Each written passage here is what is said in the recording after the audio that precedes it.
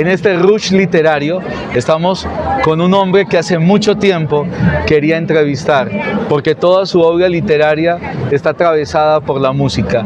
Jordi Sierra y Fabra, hecho por canciones, hecho por la música rock, hecho por todo lo que los rescates emocionales sonoros han permitido que más de 600 libros sean posibles, y puentes entre España y América Latina, y especialmente Medellín, con Jordi Sierra y Fabra. Le damos un saludo a la Fundación Taller de Letras Jordi Sierra y Fabra, que permite esto.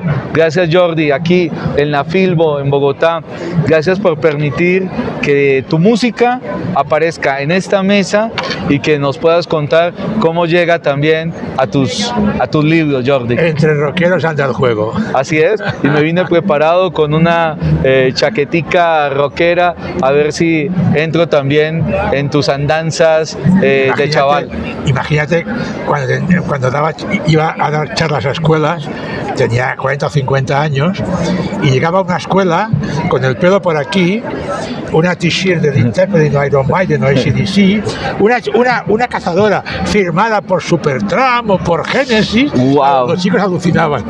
El escritor tenía lo que los demás no tenían. Era muy fuerte, era muy fuerte. Precisamente vamos a entrar por ahí, vamos a entrar a ese mundo sonoro de tu infancia, vamos a entrar a esos primeros años, qué era lo que escuchabas, cómo te fuiste alimentando en la infancia. Mira, con la música y los sonidos. Yo nací en la posguerra española, la dictadura, entonces había un problema. Por radio, que era lo único con lo que uno se abastecía, la radio era el medio diario para estar enterado de cosas, oír canciones. La música que se oía por radio en España, yo la odiaba, porque era música española mala, flamenco. Soy catalán. El flamenco, en aquel momento, como niño, no me gustaba, me parecía ¡ay, ay, ay, ay, ay, ay! ¿Cuándo aprendí a amar el flamenco? Cuando Paco de Lucía me lo explica y me lo enseña. O sea que todo tiene un proceso. En aquellos años, flamenco, música francesa, música italiana, música mexicana. Entonces yo por radio nunca la oía. Y un día por radio escuché una obra clásica, La consagración de la primavera, de Igor Stravinsky. Y ahí entré en la música. A partir de ese momento me oía óperas por radio. Así que durante muchos años mi único contacto fue la música clásica, porque lo moderno no me gustaba. El rock no llegó a España. Elvis Presley no sonaba por radio. Por tanto, era un tiempo muy, muy yermo. ¿Qué ocurre? Cuando yo tengo 16 años, llegan los Beatles y ahí sí, me hago rockero, me meto en la música de cabeza. Y como tengo mucha memoria y mucha facultad retentiva, aprendía canciones, sabía fechas, cosas. Ese fue el proceso. Ahora que decís los Beatles, tenemos a John Lennon. ¿Cómo entra John Lennon en tu trabajo como autor?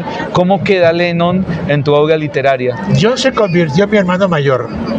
O sea, los Beatles... El joven Lennon. Claro, los Beatles llegan, yo era un chaval como cualquier otro, pero lo que decía John Lennon lo asimilé. Eran unos chicos que eran como yo, venían de barrios humildes de Liverpool, soñaban con ser músicos, yo soñaba con ser escritor. De alguna forma los adopté. Y John Lennon dijo una vez, yo era diferente, ¿por qué no lo veían? Y a mí me ocurría igual en la escuela, yo era diferente en la escuela, pero era tartamudo, no podía hablar, me daban palizas, me hacían bullying. Entonces John se convirtió en ese hermano que nunca, soy hijo único, el hermano que nunca tuve. Y fíjate bien que luego en la vida los he conocido a todos, a Paul, a Ringo. George Harrison me invitó una semana a su casa cuando inauguró su discográfica, y al que no conocí fue a John Lennon.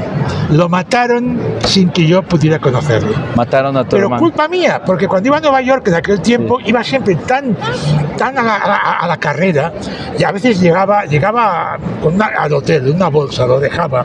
Me iba ya a un concierto, o me iba a una rueda de prensa, o a una cena, o a un lo que fuera. Después del concierto, una fiesta. A veces por la mañana iba al hotel, cogía la bolsa y volvía al aeropuerto y a España. Y siempre decía, un día has de ir al Dakota a ver a John Lennon. lo mataron. ¿Y cuál es la canción, la literatura cantada de John Lennon? ¿Cuál es esa canción que te queda como la banda sonora de Lennon en tu vida? A ver, hay tres. Cuando era joven y grabaron Pepe Writer, hablaban de un escritor y era, mira, hablan de mí los Beatles. Era un crío, pero soñaba con esto. Ya estabas en su cancionero. Luego creo que Help muy bien resume lo que él sentía ya en ese momento. Socorro, que alguien me ayude, esto es demasiado. Y luego ya, por supuesto, Imagine es la canción suprema para un tipo como él. Y hablaste de los Beatles, pero también aparecen los Rolling Stones. Sí. Vamos a la otra orilla. ¿Qué encontraste con los Stones que de pronto en Lennon y en los Beatles no tenías? ¿Para qué te sirvieron o te han servido los Rolling Stones? Piensa que en aquel tiempo o eras Beatlemaníaco, sí, o eras Rolling Stoniano. Y yo no era partidista, a mí me gustaban los dos. Fíjate que en el año 66 los Rolling Stones publican un disco llamado Aftermath, un long play. En ese disco había una canción, Going Home, que duraba 13 minutos.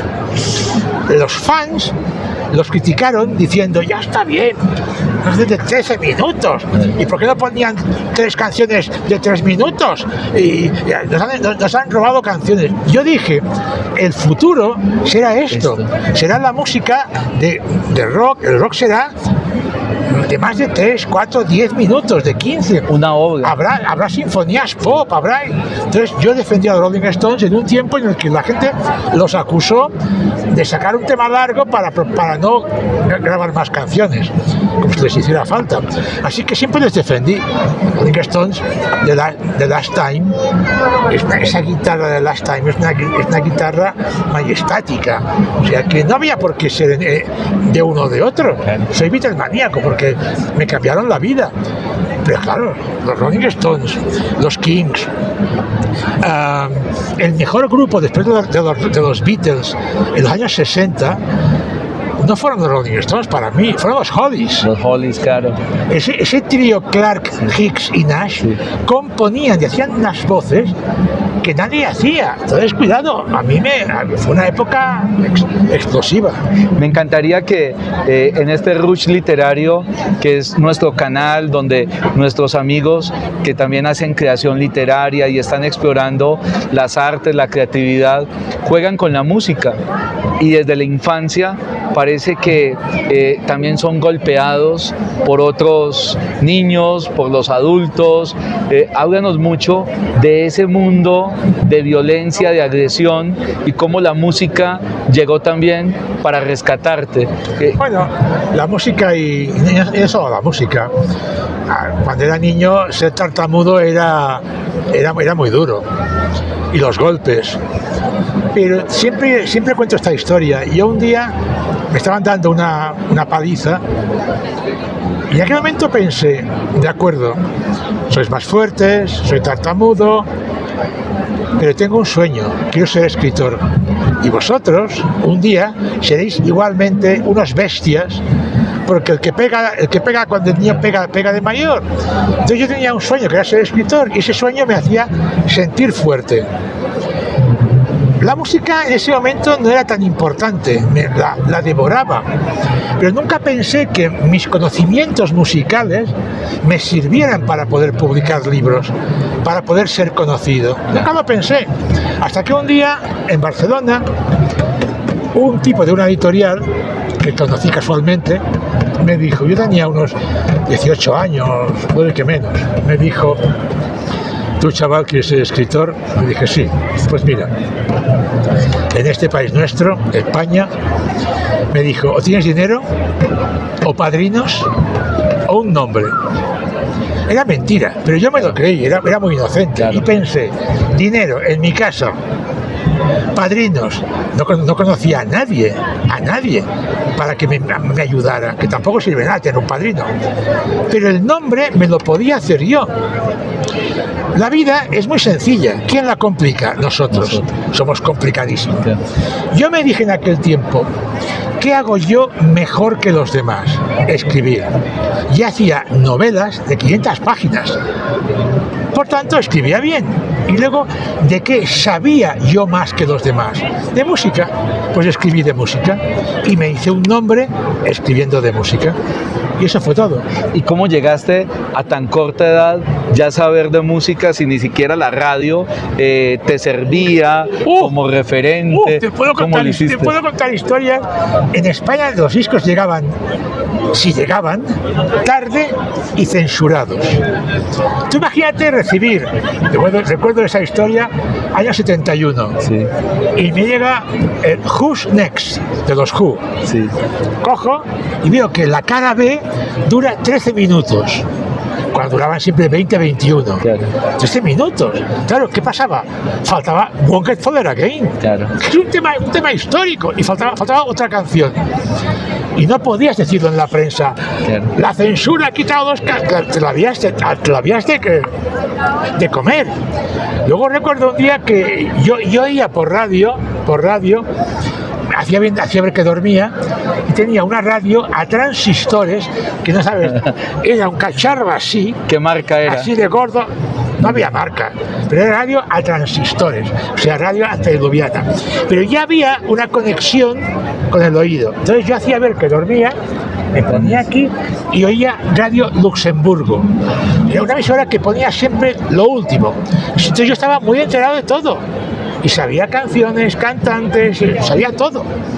Recuerdo, esta también es histórica, el día que escuché por primera vez Like a Rolling Stone de Bob Dylan, año 65. Y empecé a ir a las tiendas. Oiga, ¿ha llegado ya este disco? No. Y al final me entero de que la CBS la distribuía en España una compañía muy pequeñita de Barcelona llamada Discofon. Y fui a Discofon a preguntar cuándo iban a sacar Like a Rolling Stone. Llamo al timbre, sale un chaval. Oiga, ¿cuándo sacan Like a Rolling Stone? Y me dice, ¿qué? Like a Rolling Stone. ¿Y eso qué es? ¿Una canción? ¿De quién? De Bob Dylan. Y entonces me dice, el de la voz de regadera. Dice, no, esa aquí no vende. La voz de regadera. Imagínate. Bob Dylan, esa era la España en la que yo... El que iba a ser el premio Nobel. Crecí. Pero sí tenía una memoria increíble, y aún la tengo. Recuerdo fechas, datos, con una precisión milimétrica. O sea que fue Radio Luxemburgo tu escuela del oído, del sonido. Me nutrió musicalmente para estar al día, la de Luxemburgo. Y que era una emisora pirata o no sé de dónde, pero... Jordi, ¿crees que de pronto el rock, crees que de pronto la rebeldía del rock, los riffs de la guitarra, las baterías, los bajos, te fueron dando un ritmo, un sonido en la escritura también? Tal vez lo que te educaba el oído, claro, te educaba para escribir. Primero, hay que considerar que hablamos de una España represora, franquista, con un dictador. En aquel tiempo la música, el rock, era la voz de la juventud. Era lo único que teníamos para gritar, para salir, para hacer cosas. A mí con 18 años, con 20 años, ya me fichó el famoso Tribunal de Orden Público, que era un estamento durísimo por escribir de música en una revista, o sea que era muy duro. Entonces, claro, yo me pasaba el día oyendo música. Y es cierto que mi estilo tiene dos influencias muy claras, el cine y la música, pero más el cine, porque mis novelas son guiones de cine puro. Hago capítulos cortos, frases cortas, diálogos y mucho ritmo. Sin adjetivos. El ritmo viene por la música, pero la estructura mental es película. Cuando yo hago un libro, estoy viendo una película en mi cabeza. Por tanto, el cine fue mi primera influencia a la hora de crear. Yo hago novelas viendo imágenes en mi cabeza. Y luego el ritmo me lo dio, evidentemente, la música. Bueno, si Radio Luxemburgo te educó el oído, la visión y todo el mundo cinematográfico, ¿te lo educó quién? Claro, porque yo iba al cine desde que era niño. La música no la oía, pero cuando eran... ¿A qué teatros? Mis padres me iban al cine ya con 4 o 5 años. Yo me veía...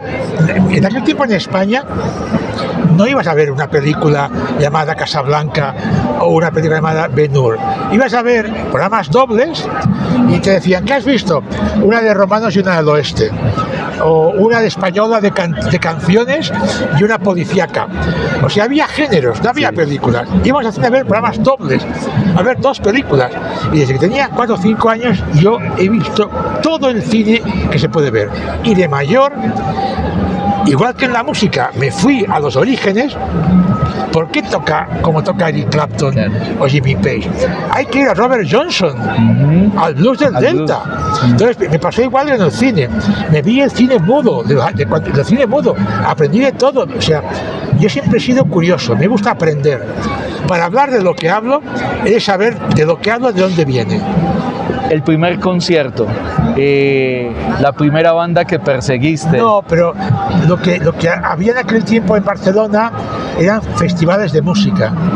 ¿Cómo cuáles? Matinales. Entonces, en un matinal había 10 grupos y cada grupo tocaba 3 canciones, como los Beatles en su época. Claro. Que los Beatles no tocaban ellos solos, tocaban media hora, pero el paquete incluía 4 o 5 conjuntos distintos. Pues era lo mismo en Barcelona.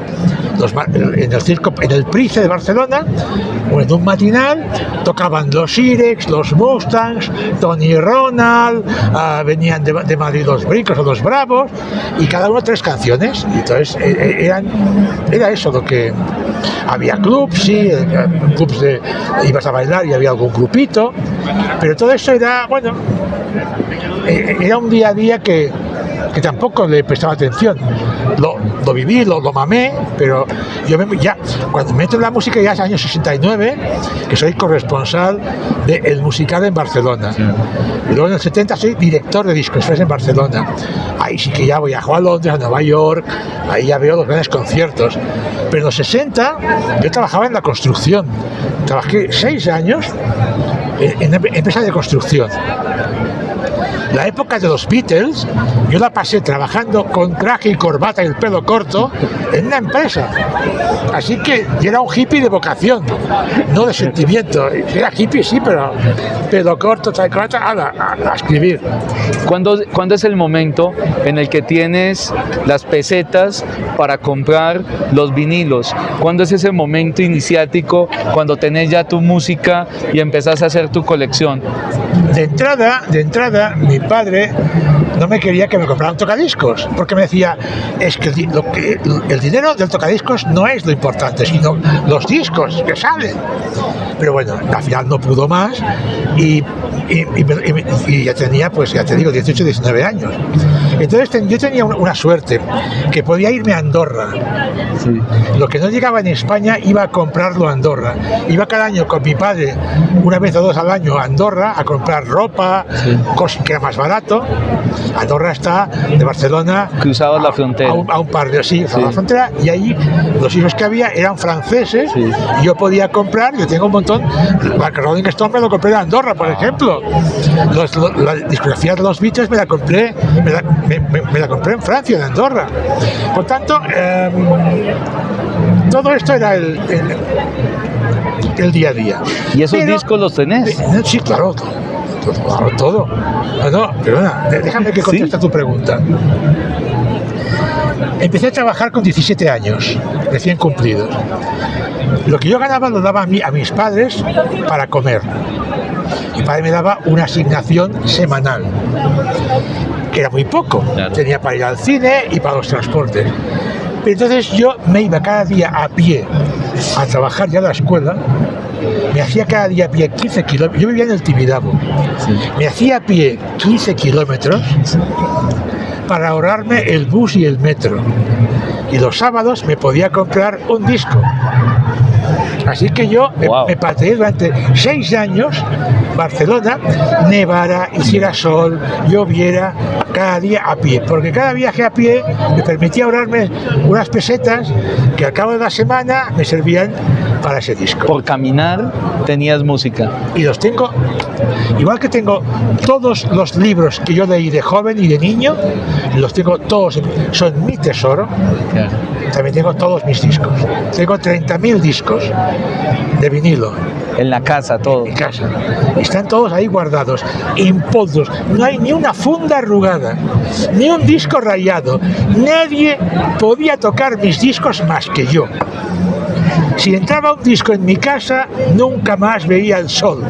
Increíble. ¿Y alguna vez te lo firmaron? ¿Alguna vez Dylan te lo firmó? Ese es mi gran trauma. Joan Baez. Ese es mi gran trauma, amigo. ¿Qué pasó? Pues que hace poco publiqué mis memorias musicales, se llama Mis años rockeros, y ahí cuento por qué he tardado 70 años en hacer ese libro. Porque tengo muy pocas fotos con la gente. Y España, aquí no sé, en España hay mucho fantasma. En España ser fantasma es la gente que alardea, sí, pero es mentira. Entonces, claro, yo he estado en los años 70 con todos. El 90% los he conocido y he estado con ellos. A muchos no los he entrevistado, por ejemplo, a David Bowie, Dylan, Springsteen, ya no hacían entrevistas. Yusuf también. Pero he estado con ellos, Pero había un problema. Yo era el director de la revista, el director. Y el director era muy joven, 25 años, era un niño. Pero pensaba, el director no puede decirle a Bruce Springsteen una foto. Sí. Esta una, pero aparte de todo, que no había fotógrafos ahí claro, para hacer la foto. Hoy en día sacas el móvil y pum, haces la foto. De aquel tiempo, entonces las pocas fotos que tengo era porque siempre estaba trabajando, haciendo una entrevista. La foto que tengo con Freddie Mercury y Queen, entrevista. Con John McLaughlin, con Jethro Tull. ¿Cuál tengo de pose? Frank Zappa, porque Frank Zappa me dijo, le di mi libro y ven, haremos promoción. Y se puso él. Entonces, tengo muy pocas fotos y son porque me las ha dado el fotógrafo, porque yo nunca quise pedir una foto de pose. Así que he tardado tanto en hacer ese libro porque al final dije, ¿qué más da? Mira, en Barcelona, en mi fundación, sí, en la entrada, hay un cuadro de 2x2 enorme, pintado, en el que estoy yo jugando al ajedrez con John Lennon. Y Bob Dylan tocando la guitarra, y arriba está Igor Stravinsky, que son mis dioses. Y luego hay una pared entera con cientos de collages de entradas de conciertos, que son todos mis conciertos. Igual, si he visto un concierto, yo he estado con el artista. O sea que no es únicamente la entrada. Se supone que yo era un VIP, tenía pase de acceso libre para verlos. O sea que he estado con todos, comiendo, cenando. Mira, unos de mis amigos más queridos, Genesis, todo el grupo, Phil Collins, Peter Gabriel, Steve Hackett, Michael Rutherford, la gente encantadora. La primera vez que comí con ellos fue para hablar de fútbol. Y luego me invitaron a pasar un fin de semana en un castillo de Manchester, pero con una condición, sin cámara de fotos. Entonces, claro, hay cosas. Michael Jackson. Jope, la última vez que estuve con él, en Roma, aún era negro, había 700 periodistas en todo el mundo. O sea, yo no podía decir, Michael, las fotos. No, así que tengo muy pocas fotos, pero bueno, porque era muy joven, entonces me pasaba igual, no tengo llevado ningún disco. Podía haber ido con la entrevista, oye, me los firmas, nunca se me ocurrió, porque era abusar de mi posición como director de una revista, y el director no hacía eso, o por lo menos yo creía que no se hacía. Jordi, hagamos un juego, porque en el Rush Literario, en nuestro espacio, siempre nos gusta invitar a los escritores a que se inventen un juego y vamos a crear un juego.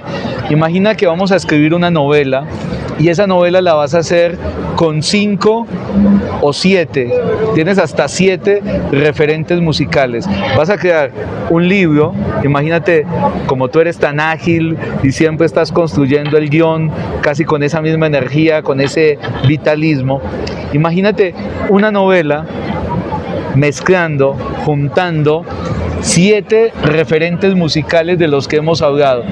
¿Cómo combinarías todo eso? ¿A quiénes meterías ahí? De entrada pondría a las 2 mujeres de las que he estado enamorado perdidamente. Grace Slick, de Jefferson Airplane, y Stevie Nicks, de Fleetwood Mac. Que a esta sí que la conocí. A Stevie Nicks la conocí. Y de músicos, supongo que John Lennon, Eric Clapton, Jimmy Page, el gran Peter Gabriel. Ya son 6. Ya no sabría. Metamos una banda. Metamos una banda. Imagínate, con 2 cantantes y toda esta gente. Si metieras a Mercury, a Queen, ¿qué crees que tendría esa obra literaria? ¿Qué debería de tener? ¿Qué pasaría? Ya he hecho un libro metieras que sale Queen, sí, que se llama La hermana equivocada. Ya he hecho un libro, o sea que yo he sacado de personajes en libros míos a Bruce, a U2, a Bob Dylan, a Bruce varias veces. Ahora he hecho una novela en la que sale Taylor Swift, porque me encanta, es guapísima. Así que ya he hecho cosas así. Por ejemplo, Elvis. ¿Qué le da Elvis a tu estado espiritual literario? Que Elvis para mí es pre. Sabía quién era, tal y cual, pero cuando yo entro en la música, Elvis ya no existe, ya es un marciano, está haciendo películas en Hollywood. Entonces yo no viví en directo a Elvis Presley, no lo viví ni a Chuck Berry, ni a Little Richard, ni a Jerry Lee Lewis. Entonces, como no viví eso en directo, ¿cuándo empiezo yo? Con los Beatles. Y a partir de los Beatles ya sí he estado en directo en ese proceso.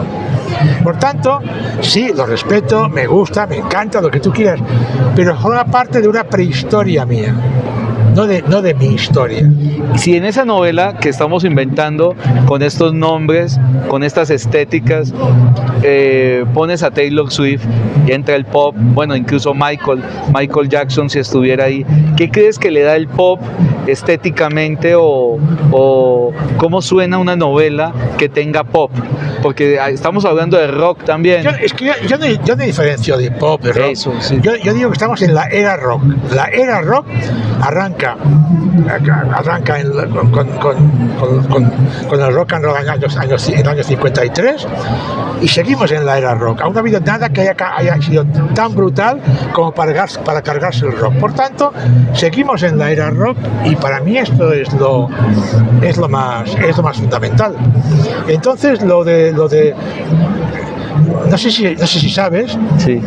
Yo publiqué hace 20 años una novela llamada Mis salvajes rockeros. ¿Te suena? Sí, lo había escuchado porque te he Mis salvajes rockeros en la música. Soy yo pasando un fin de semana con cada uno de los dioses de aquel tiempo. Además, yo quedo siempre como el tonto.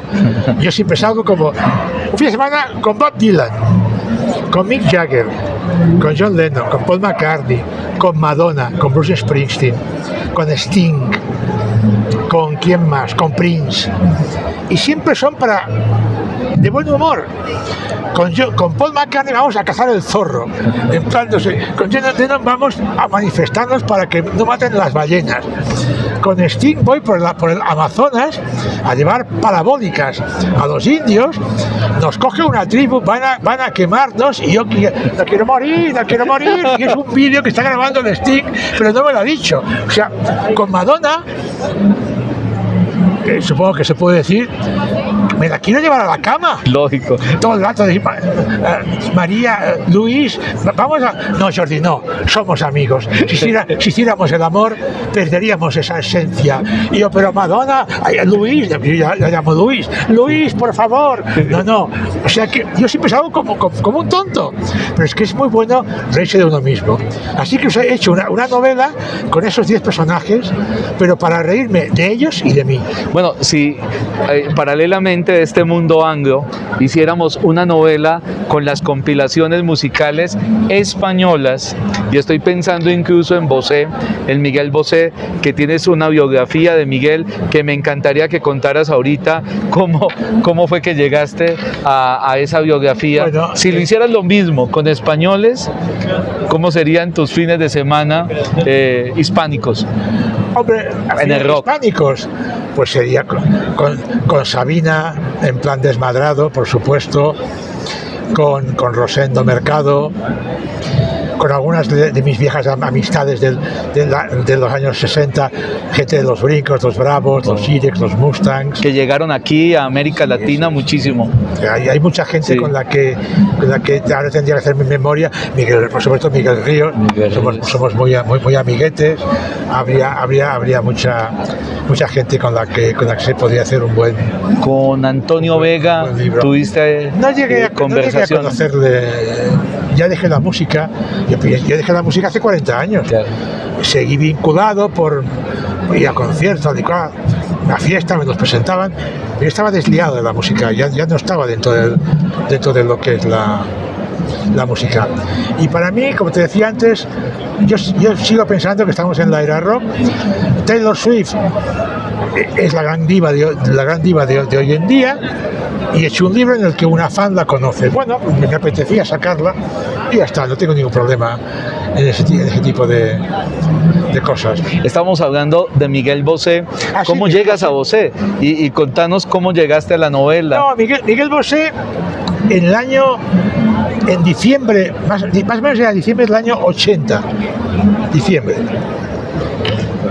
había sacado su tercer long play, Chicas, y estaba en el apogeo, era el número uno de la... Entonces me llama un día y me dice: Jordi,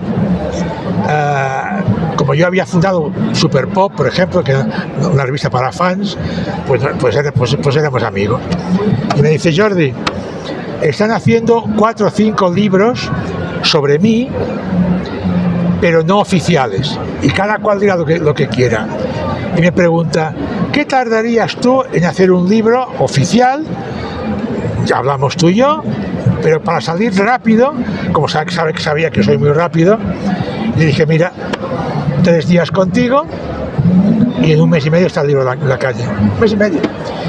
Y en el año 81 me fui el día 2, 3 y 4 de enero a su casa de Somosaguas.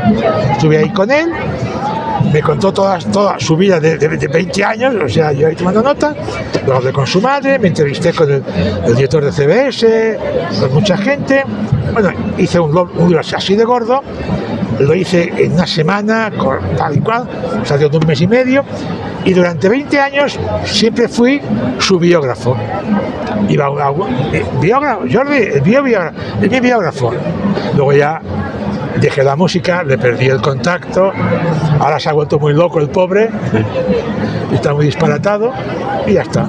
¿Cuál es la canción de Miguel que de pronto te quedó sonando y en todas esas andadas con él? Cuando era jovencito, todo lo que tocaba era éxito. De mayor creo que lo mejor que hizo fue Bandido, una gran canción. Estamos pensando en América Latina y se me viene un nombre, Víctor Jara. ¿Cómo aparece Jara en tu historia también como autor y yo diría que también como ser humano, en lo sensible, ese Chile de Jara? Año 73, golpe de estado de Pinochet en Chile. Yo en ese momento, rockero, pelo largo, no sabía nada de la canción protesta de Chile, ni de Colombia, ni de nada. Yo, Nueva York, Londres, rock... Anglo siempre. Y ya está.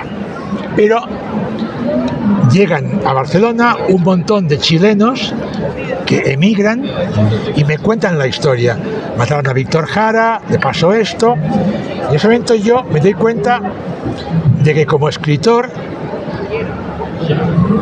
tengo también que hacer otras cosas. No sé qué pasó, pero me dije: un día escribiré la vida de Víctor Jara, para que en el futuro la gente joven del futuro sepa quién era. Bueno, fue una promesa que me hice a mí mismo. Pasaron 25 años. 25 años. En ese tiempo yo llegué a conocer a su mujer, a Joan, a sus hijas, a su grupo, a Inti Limani, a Kila Payún. Los conocí a todos porque venía de Barcelona, o sea, y tenía ya la historia aquí, pero era muy dura, muy dura. Y de repente en el año 98 me digo: coño, que va a hacer un cuarto de siglo, y yo digo: aún no está hecho. Y me lancé a él sin guión y sin nada. ¡Pam! Hice una obra de arte, te lo juro, Sí. una obra de arte. Y mira tú cómo es la vida, que lo terminaba el mismo día que hacía 25 años que a él lo mataron. 16 de septiembre del 98 acabé el libro, Coincidió. 25 años del día de su muerte. Era increíble. Lo que hice entonces fue enviarle el manuscrito. No había internet, no había todo el año 98, Claro. no había mensajería. Le mandé el libro por correo a Joan, a Santiago de Chile.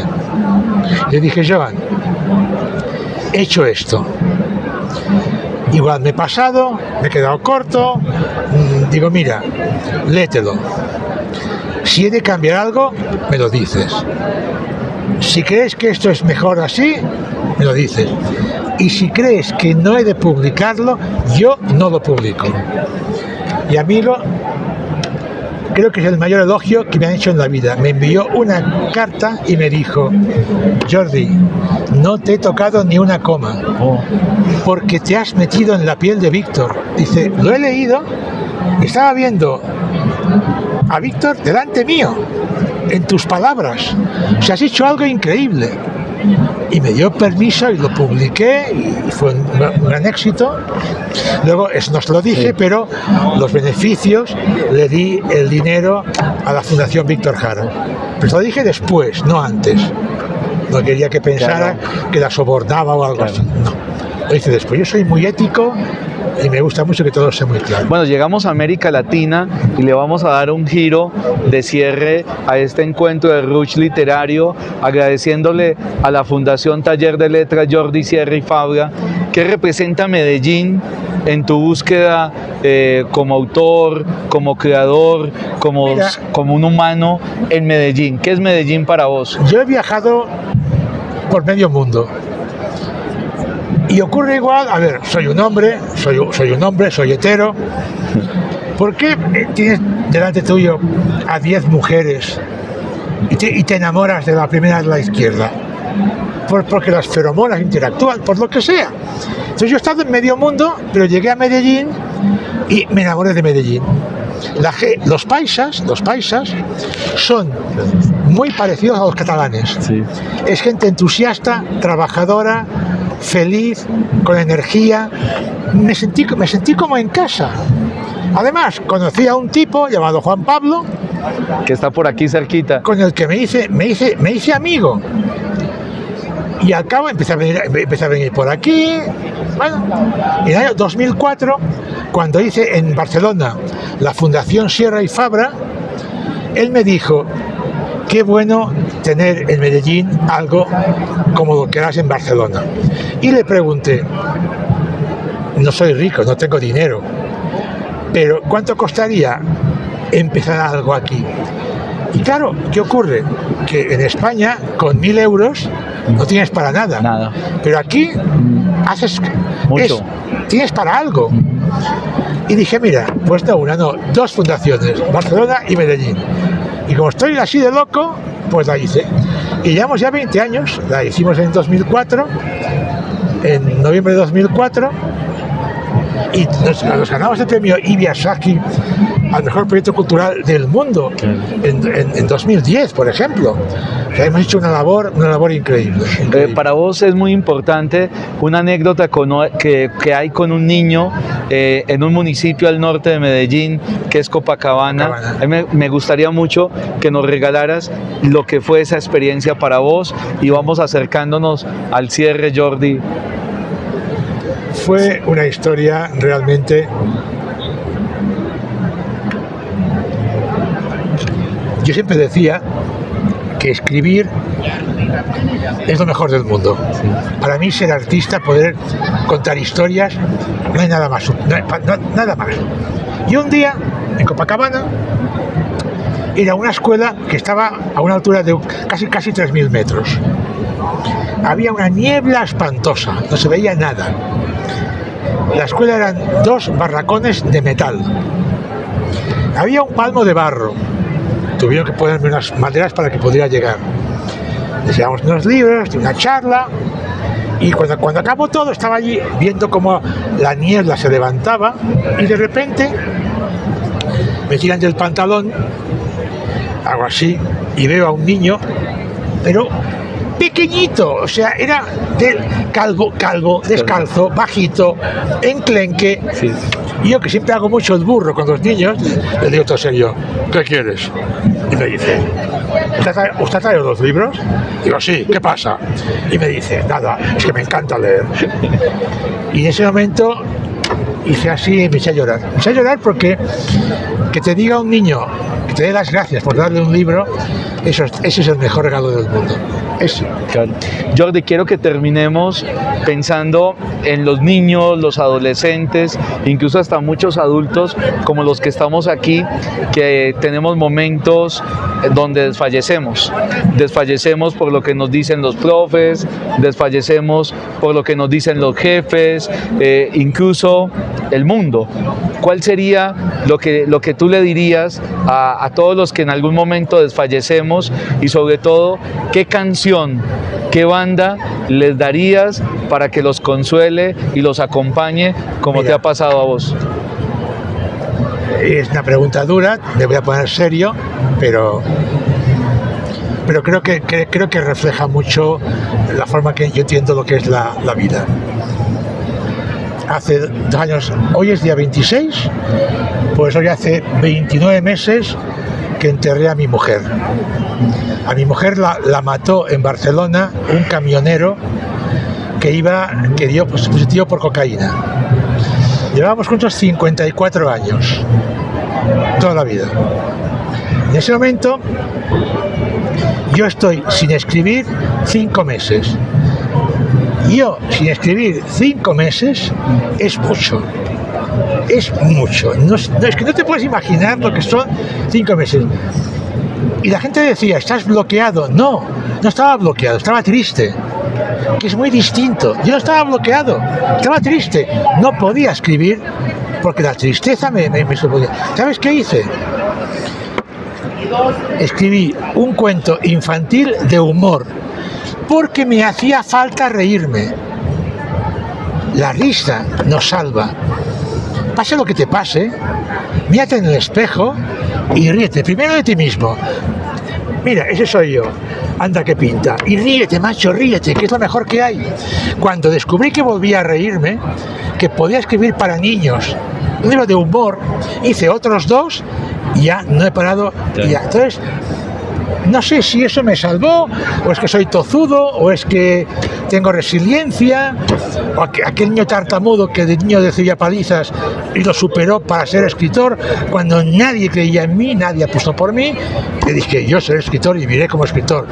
Yo lo conseguí todo en la vida, a base no voy a estar. Entonces, claro, supongo que eso te refleja cómo entiendo yo las cosas. Me reí y volví a ser otra vez el Jordi que siempre he sido. ¿Cuál es la canción para no desfallecer? Es que para ponerle música a esto, no sé, todos tenemos nuestra canción. La canción con la que dimos el primer beso a aquella chica, la canción con la que un día estábamos haciendo el amor, hicimos un hijo sin darnos cuenta, o sea que a lo mejor el padre soy yo y David Bowie, no sé, es muy decir una canción para despedida y todo esto, no sé, no quiero decir una canción en ese momento. Cuando yo muera, en mi funeral sonarán 3 canciones. ¿Cuáles? Baby I'm gonna leave you, de Led Zeppelin, Like a Rolling Stone, que es mi gran canción histórica, y Imagine de John Lennon. Así que esa es mi trilogía de grandes temas históricos en la música rock. Soñemos que Jordi Sierra y Fabra es eterno. Soñemos que Medellín y Barcelona son hermanos. Soñemos que hay un tiempo para que España y Colombia mantengan este diálogo interminable. Gracias a la Fundación Taller de Letras Jordi Sierra y Fabra, pero gracias por este hombre que nos ha acompañado desde 2004 en este diálogo incesante, esta canción de más de 13 minutos, esta pieza inagotable que se llama Jordi Sierra y Fabra. A los padres de Jordi, a Barcelona, a España, le agradecemos que este ser humano haya estado en la canción que fue para nosotros, en este rush literario en la Filbo 2025. Que viva España, que viva Colombia y que la canción no termine. Primero que viva Barcelona, luego Cataluña y luego España. Vamos por orden. Y aquí Medellín, Antioquia, sí, y Colombia. Y Colombia. Muy bien. Radio Luxemburgo. Todo comenzó por ahí. Radio Jordi para todos nosotros. Gracias. Nos veremos próximamente en otra canción.